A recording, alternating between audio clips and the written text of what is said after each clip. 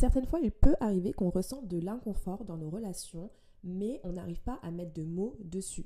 On a envie de partager des choses avec cette personne, on a envie d'avoir une certaine proximité, mais il y a des choses qui font que ce n'est pas possible. On ne reçoit pas le retour de ce qu'on donne à cette personne et on se sent frustré. Et moi, j'appelle ça la frustration relationnelle. C'est tout simplement parce que chacun a un fonctionnement relationnel différent.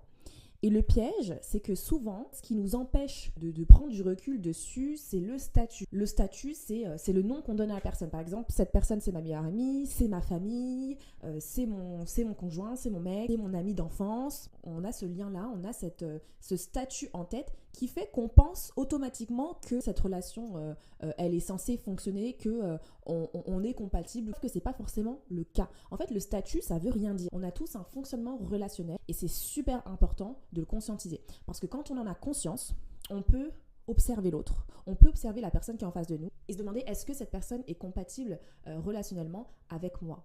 Je pense qu'il faut également savoir mettre des distances avec les personnes avec lesquelles on n'est pas compatible relationnellement. Parce que le fait d'être incompatible relationnellement avec quelqu'un, ça crée du malaise, ça draine l'énergie. Et moi, quand je dis mettre de la distance, c'est surtout de la distance émotionnelle, pas forcément de la distance physique, surtout si on n'a pas le choix, parce que des fois, on est dans des circonstances où on ne peut pas agir là tout de suite. Donc la distance émotionnelle, ça va être moins se préoccuper de la personne en fait.